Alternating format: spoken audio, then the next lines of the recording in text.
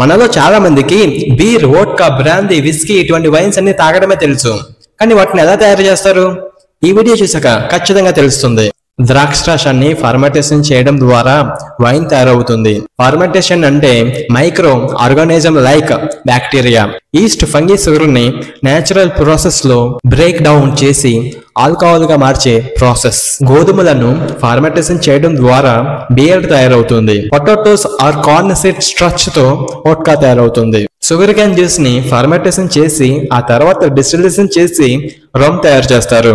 Distillation అంటే fermentation తర్వాత వచ్చిన మిక్సర్స్ ని హీట్ చేసి pure and consistent from of alcohol ని ఎక్స్ట్రాక్ట్ చేసే ప్రాసెస్.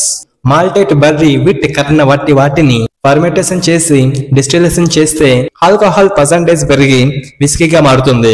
ఎలా వచ్చిన ఈ విస్కీని అయితే చాలా పెద్ద పెద్ద రమ్స్ లో అయితే స్టోర్ చేస్తారు. ఎంత ఎక్కువ కాలం స్టోర్ చేస్తే అంత ఫ్లేవర్ అండ్ ఆల్కహాల్ పర్సెంటేజ్ పెరుగుతుంది అండ్ ఆల్కహాల్ కూడా చాలా బాగుంటుంది.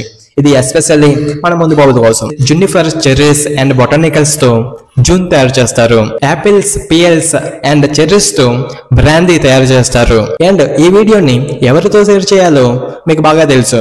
వెంటనే వాళ్ళతో షేర్ చేయండి.